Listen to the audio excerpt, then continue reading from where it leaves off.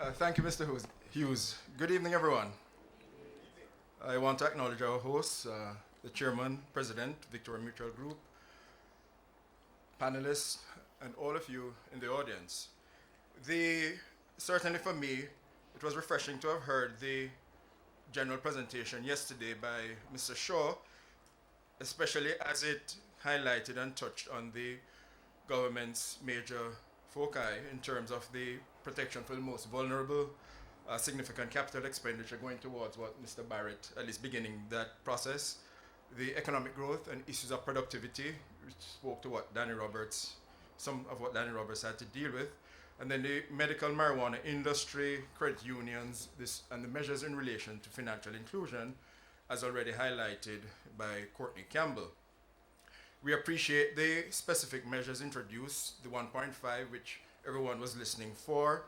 Certainly, Mr. Shaw did indicate that one of the assumptions that on which the budget is predicated is an inflation rate at the end of 2016-2017 of 5.5%. So in relation to all these measures, it seems as though they have taken this into consideration with respect to moving it from where it is now, or sorry, at least an advance, not taking it, but an advance in from 3% to the 5.5.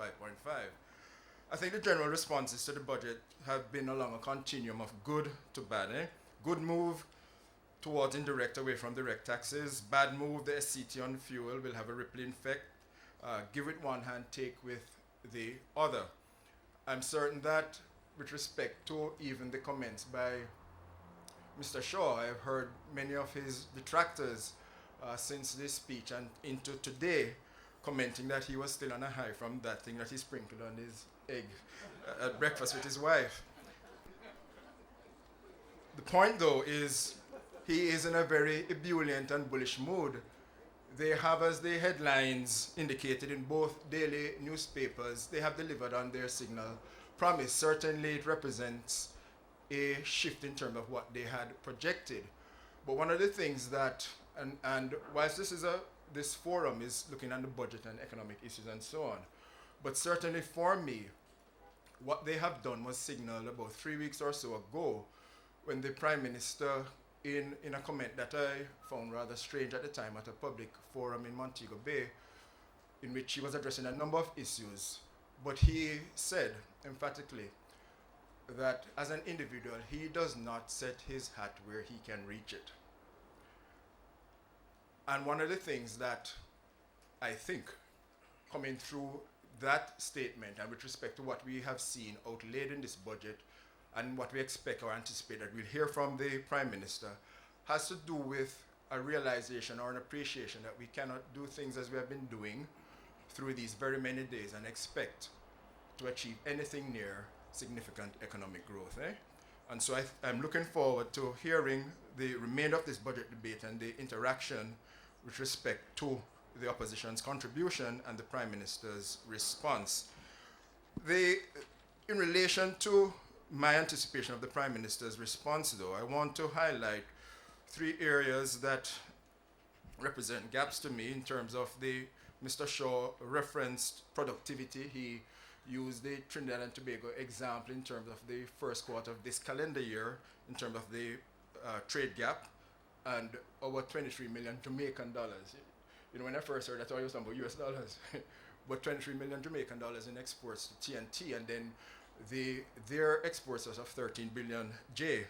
And then the difference in terms of the 23 and the total, 178 being this nominal amount to the fact that we're only returning the tanks that they supplied us their oil in. And the whole issue of the lack of competitiveness of the Jamaican manufacturing and services sectors is critical. And so this is one thing that we need to hear more about. The medical marijuana industry, Mr. Shaw literally took me on a high as he was speaking. I was listening to you, having spoken to and focused on this, what is he now going to say with respect to measures, etc.? But I suppose that is due left to the Prime Minister. So I hope to hear from him on that. And then the access to credit, financial inclusion, what exactly is this framework as promised?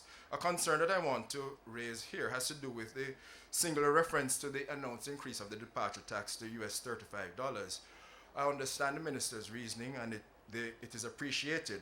However, Just on a very quick calculation, this takes the direct taxes on a tourist vacationing in Jamaica and who processes via the Sangston International Airport to US $86.30 per visit.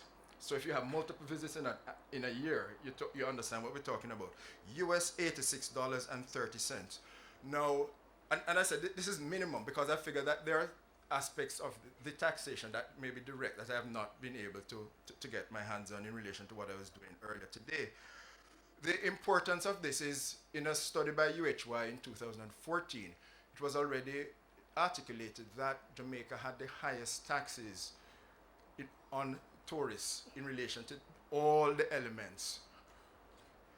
The other thing that was also concerning as it relates to this is remarks that I saw in the press some time ago, quoting the chief executive officer of JetBlue, who indicated quite clearly that they make destination decisions with respect to the amount of taxes that are levied on their visitors, but far more importantly, because that has a direct impact on the revenue that they receive. He made the analysis in this way. The typical customer for JetBlue, if they look on the profile and they're talking about the airline component in their vacation, they say $300 per. He argues that within the US, federal and state taxes take about 63 US of that 300, so they're left with about 230 odd. When they come to the Caribbean, they receive only about 150 US dollars of that $300 spend, given the high rate of taxation levied by all and sundry on this person who is traveling. The components would include not only the departure tax, but the tourism enhancement fee, the room tax dependent on the size of the property, a passenger service charge that was increased 1 year ago to US $18.80. This is when you're embarking at Sangston International, and then a security charge of $8.50 per.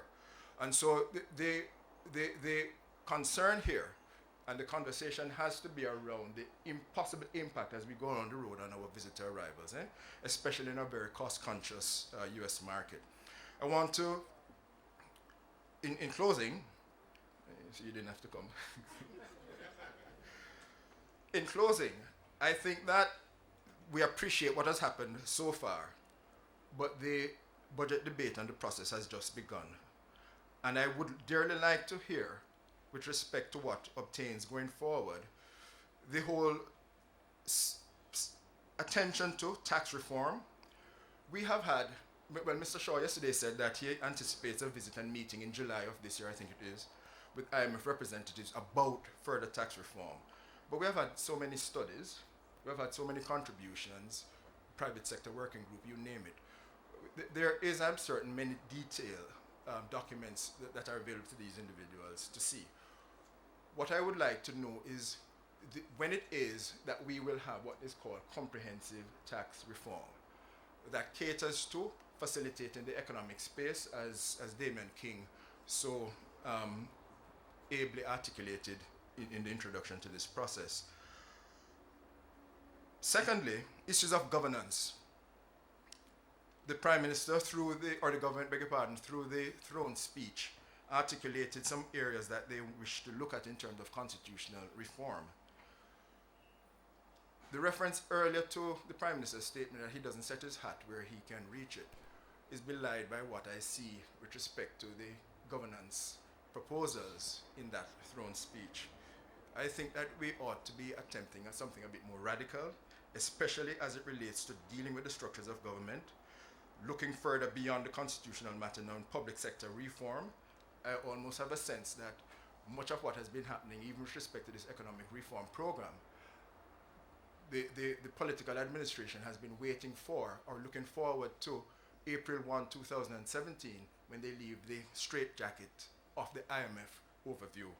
To what extent can we deal with that? The future direction of economic policy that will secure the convergence around creating this facilitative economic environment. These are some of the things that we need to hear as we go forward. Thank you.